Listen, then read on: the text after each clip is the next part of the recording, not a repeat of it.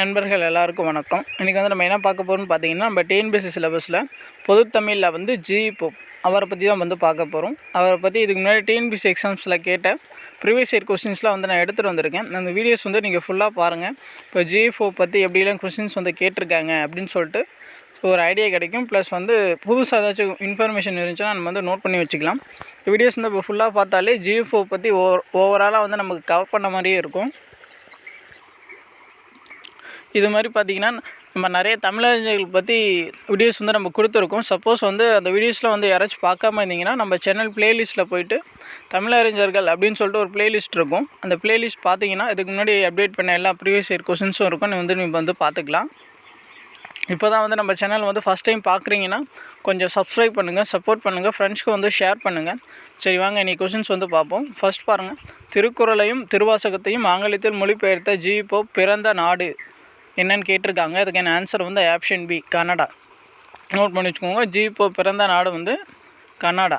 அடுத்து பாருங்கள், புறநானூற்று பாடல்கள் சிலவற்றை எக்ஸ்ட்ராக்ட் ஃப்ரம் புறநானூறு அண்ட் புறப்பொருள் வெண்பாமலை என்னும் தலைப்பில் ஆங்கிலத்தில் மொழிபெயர்த்தவர் வந்து யாருன்னு கேட்டிருக்காங்க. இதுக்கான ஆன்சர் பார்த்திங்கன்னா ஆப்ஷன் டி ஜிஇ போப். இந்த பிடிஎஃப் பார்த்திங்கன்னா நம்ம டெலகிராம் சேனலில் வந்து அப்டேட் பண்ணிடுவேன். யாருக்காச்சும் பிடிஎஃப் வேணும்னா டிஸ்கிரிப்ஷனில் வந்து டெலகிராம் லிங்க் வந்து கொடுக்குறேன். நீங்கள் கிளிக் பண்ணி ஜாயின் பண்ணிக்கலாம். அது மட்டும் இல்லாமல் டெலகிராம் சேனலில் வந்து டிஎன்பிஎஸ்சி எக்ஸாம்ஸ்க்கு தேவையான ஸ்டடி மெட்டீரியல் எல்லாமே ஹேண்ட் ரைட்டனாக கொடுத்துருக்கோம். யாருக்காச்சும் மெட்டீரியல் வேணும்னாலும் நீங்கள் ஜாயின் பண்ணி டவுன்லோட் பண்ணிக்கலாம். அது மட்டும் இல்லாமல் நம்ம ஃப்ரீயாக டெஸ்ட் சீரிஸும் கனெக்ட் பண்ணி கொடுத்துட்ருக்கோம். ஸோ யாருக்காச்சும் வேணும்னாலும் நம்ம டெலகிராம் குரூப்பில் வந்து ஜாயின் பண்ணிக்கோங்க. அடுத்து பாருங்கள், திருவாசகத்தினை ஆங்கிலத்தில் மொழிபெயர்த்தவர் வந்து யாருன்னு கேட்டிருக்காங்க. இதுக்கான ஆன்சர் வந்து ஆப்ஷன் பி ஜிஇ போப். அடுத்து பாருங்கள், ஜிஇ போப் பாய்மர கப்பலில் சென்னை வந்த 8 திங்களும் டேஷ் டேஷ் ஆகிய மொழி நூல்களை படித்தார் அப்படின்னு சொல்லி கேட்டிருக்காங்க.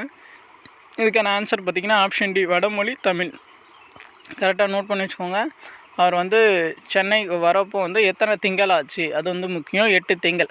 அந்த 8 திங்களில் வந்து ஒரு கப்பல் வரப்போ எந்தெந்த மொழி நூல்கள்லாம் படித்தார் அப்படின்னு சொல்லிட்டு நோட் பண்ணிக்கோங்க. வடமொழியும் தமிழும்.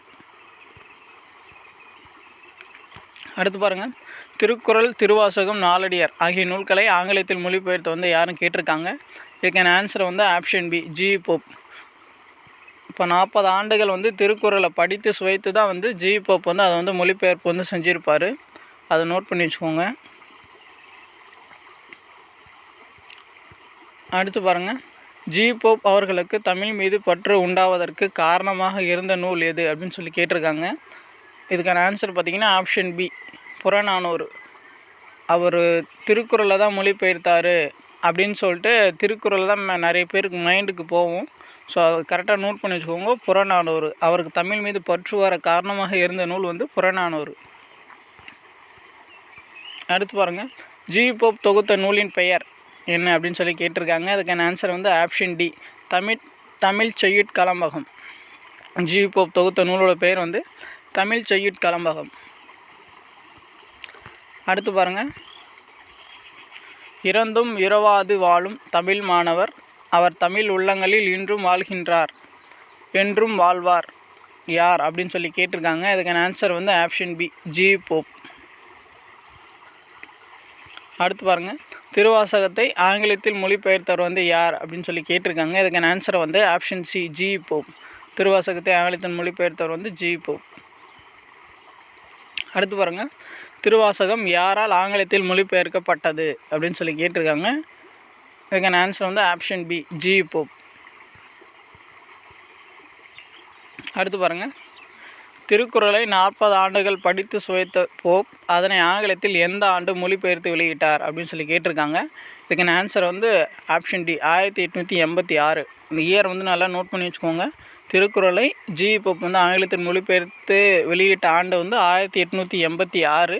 திருவாசகத்தை வந்து எப்போ மொழிபெயர்த்திருப்பார்னா 1900 வந்து மொழிபெயர்த்திருப்பார். அது வந்து கரெக்டாக நோட் பண்ணி இந்த 2 இயர் வந்து கரெக்டாக நோட் பண்ணி வச்சுக்கோங்க. அடுத்து பாருங்கள், தமிழ் செய்யுள் கலம்பகம் என்னும் நூலை தொகுத்தவர் வந்து யாருன்னு கேட்டிருக்காங்க. அதுக்கான ஆன்சர் வந்து option C GE Pope. Tamil Seyyul Kalambakam என்னும் நூலை தொகுத்தவர் வந்து ஜிஇ போப். அடுத்து பாருங்கள், ஜி போப் திருவாசகத்தை எந்த மொழியில் மொழிபெயர்த்தார் அப்படின்னு சொல்லி கேட்டிருக்காங்க. ஸோ இதே கொஸ்டின் தான் வந்து அடிக்கடி ரிப்பீட் ஆகிட்டே இருக்குது பாருங்கள். ஜி போப் வந்து எந்த மொழியில், ஸோ எந்த நூல்களெலாம் மொழிபெயர்த்தார், இதுதான் வந்து அதிகமாக வந்து ஜி போப் பற்றி இருக்கிற கொஸ்டின்ஸே. அதை வந்து கரெக்டாக நோட் பண்ணி வச்சுக்கோங்க. ஆங்கிலத்தில் தான் வரும் மொழிபெயர்த்திருப்பார் திருவாசகத்தை. அடுத்து பாருங்கள், தன் கல்லறையில் இங்கே ஒரு தமிழ் மாணவன் உறங்கி கொண்டிருக்கின்றான் என்று பொறிக்க வேண்டும் என்று விரும்பியவர் வந்து யார் அப்படின்னு சொல்லி கேட்டிருக்காங்க. அதுக்கான ஆன்சர் வந்து ஆப்ஷன் சி, ஜி போப். அடுத்து பாருங்கள், தமிழ் செய்யுள் கலம்பகம் இது யார் தொகுப்பு அப்படின்னு சொல்லி கேட்டிருக்காங்க. அதுக்கான ஆன்சர் வந்து ஆப்ஷன் டி, ஜி போப். அடுத்து பாருங்கள், தமிழ் செய்யுள் கலம்பகம் என்னும் தொகை நூலின் ஆசிரியர் வந்து யார் அப்படின்னு சொல்லி கேட்டிருக்காங்க. இது வந்து என்ன நூல்னு சொல்லிட்டு பார்த்துக்கோங்க. இது ஒரு தொகை நூல், சரிங்களா. இதோட ஆசிரியர் வந்து ஜி போப். அடுத்து பாருங்கள், அதே கொஸ்டின் தான் திரும்ப ரிப்பீட் ஆகிட்ட ஒரு 4-5 கொஸ்டின் தான் ஜி போப் பற்றி அடிக்கடி ரிப்பீட் ஆகிட்டே இருக்குது. இங்கே ஒரு தமிழ் மாணவன் உறங்கி கொண்டிருக்கிறான் என்ன தம் கல்லறையில் எழுத வேண்டும் என விரும்பிய மேனாட்டு அறிஞர் வந்து யாருன்னு கேட்டிருக்காங்க. Option A, G Pope. அடுத்து பாருங்கள், ஜி போப் திருக்குறளை ஆங்கிலத்தில் மொழிபெயர்த்து வெளியிட்ட ஆண்டு, இதுக்கான ஆன்சர் வந்து ஆப்ஷன் டி, 1886. ஜி போப் திருக்குறளை ஆங்கிலத்தில் மொழிபெயர்த்து வெளியிட்ட ஆண்டு வந்து 1886. திருவாசகத்தை மொழிபெயர்த்த ஆண்டுன்னு கேட்டிங்கன்னா 1900. அடுத்து பாருங்க, ஜி போப் கிபி 1820ஆம் ஆண்டு டேஷாம் நாள் பிறந்தார் அப்படின்னு சொல்லி கேட்டிருக்காங்க. இதுக்கான ஆன்சர் வந்து ஆப்ஷன் ஏ, ஏப்ரல் 24, 1820 தான் வந்து பிறந்திருப்பார். ஸோ பிறந்த நாடு எதுன்னு கேட்டாங்கன்னா கனடா. அடுத்து பாருங்கள், ஜி போப் அவர்கள் திருக்குறளை எத்தனை ஆண்டுகள் படித்து சுவைத்தார். இது வந்து நமக்கு ஆல்ரெடி நம்ம பார்த்த கொஷின்ஸ் தான், ரிப்பீட் ஆகிருக்கு. ஜி போப் அவர்கள் திருக்குறளை எத்தனை ஆண்டுகள் படித்து சுவைத்தார்னா 40 ஆண்டுகள். 40 ஆண்டுகள் படிச்சுட்டு அதுக்கப்புறம் தான் மொழிபெயர்ப்பு செஞ்சுருப்பார். அடுத்து பாருங்கள், அறநூல்களிலிருந்து ஆய்ந்தெடுத்து தமிழ் செய்யுட்கலம்பகம் என்னும் நூலாக தொகுத்து விளக்கம் அளித்தவர் வந்து யாருன்னு கேட்டிருக்காங்க. இதுக்கான ஆன்சர் பார்த்தீங்கன்னா ஆப்ஷன் சி, ஜி போப். அறநூல்களிலிருந்து ஆய்ந்தெடுத்து தமிழ் செய்யுள் கலம்பகம் என்னும் நூலாக தொகுத்து விளக்கம் அளித்தவர் வந்து ஆப்ஷன் சி, ஜி போப். அடுத்து பாருங்கள், புறநானூற்றின் சில பாடல்களை ஆங்கிலத்தில் மொழிபெயர்த்தவர் வந்து யாருன்னு கேட்டிருக்காங்க. இதுக்கான ஆன்சர் வந்து ஆப்ஷன் சி, ஜி போப். அடுத்து பாருங்கள், இங்கே ஒரு தமிழ் மாணவன் உறங்கி கொண்டிருக்கிறான் என்று தன் கல்லறையில் எழுதச் சொன்னவர் யார் அப்படின்னு சொல்லி கேட்டிருக்காங்க. அதுக்கான ஆன்சர் வந்து ஆப்ஷன் பி, ஜி போப். அடுத்து பாருங்கள், பரிதிமாற் கலைஞரின் தனிப்பாசுர தொகை என்னும் நூலினை ஆங்கிலத்தில் மொழிபெயர்த்தவர் வந்து யாருன்னு கேட்டிருக்காங்க.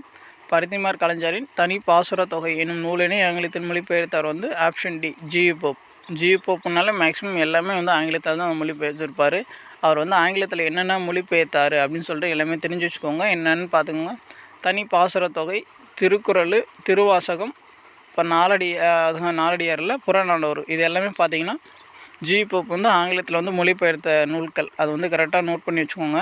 இந்த தனிப்பாசுர தொகை வந்து பரிதிமாற் கலைஞர் அவருடைய நூல். அடுத்து பாருங்கள், தமிழ் மாணவன் என்று தம்மை அறிவித்து கொண்டவர் வந்து யாருன்னு கேட்டிருக்காங்க. இதுக்கான ஆன்சர் பார்த்தீங்கன்னா option A, G Pope. Tamil மாணவன் என்று தம்மை அறிவித்து கொண்டவர் வந்து ஜி போப்.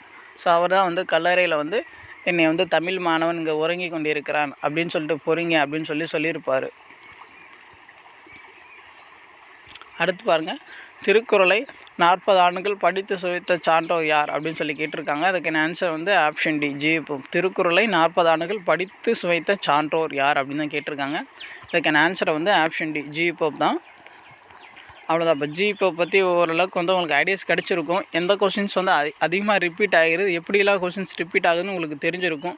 மேக்ஸிமம் பார்த்தீங்கன்னா திருவாசகத்தை மொழிபெயர்த்தது யார், திருக்குறளை வந்து மொழிபெயர்த்தது யார், அவர் எத்தனை ஆண்டுகள் படித்து சுவைத்தார், அது எந்த ஆண்டு மொழிபெயர்த்தார், அவ்வளோதான். இதே கொஷின் தான் மேக்ஸிமம் வந்து அடிக்கடி ரிப்பீட் ஆகிட்டே இருக்குது. அதனால் வந்து அந்த கொஷின்ஸ்லாம் நல்லா படிச்சுக்கோங்க. எந்த இயர் வந்து மொழிபெயர்த்தார். திருக்குறள் வந்து 1886 வந்து மொழிபெயர்த்திருப்பார். திருவாசகத்தை வந்து 1900 வந்து மொழிபெயர்த்திருப்பார். அவ்வளோதான். அவர் பிறந்த நாடு வந்து கனடா. அவர் சென்னைக்கு வரப்போ வந்து எந்த நூல்கள்லாம் படித்தார்னா வடமொழி, தமிழ் இந்த நூல்களை தான் படித்தார். மொத்தம் 8 இங்கே வரத்துக்கு எத்தனை திங்கள் ஆச்சு அப்படின்னு கேட்கலாம். 8 திங்கள் ஆச்சு. அவ்வளோதான். இப்போ ஜிபி பற்றி ஓரளவுக்கு உங்களுக்கு வந்து கிளியராக இருக்கும்னு நினைக்கிறேன். இல்லை உங்களுக்கு ஏதாச்சும் டவுட் ஏதாச்சும் ஃபீட்பேக் இருந்துச்சுன்னா நீங்கள் கமெண்ட்ஸ் பண்ணுங்கள், நான் வந்து ரெஸ்பான்ஸ் பண்ணுறேன். இப்போ தான் வந்து நம்ம சேனல் ஃபஸ்ட் டைம் பார்க்குறீங்கன்னா கொஞ்சம் சப்ஸ்கிரைப் பண்ணுங்கள், சப்போர்ட் பண்ணுங்கள், ஃப்ரெண்ட்ஸ்க்கு வந்து ஷேர் பண்ணுங்கள். இந்த வீடியோ பார்த்தீங்கன்னா நம்ம டெலகிராம் சேனல் வந்து அப்டேட் பண்ணிடுவேன். யாருக்காச்சும் வீடியோ வேணும்னா டிஸ்கிரிப்ஷனில் வந்து டெலகிராம் லிங்க் கொடுக்குறேன், கிளிக் பண்ணி ஜாயின் பண்ணிக்கோங்க. தேங்க்யூ.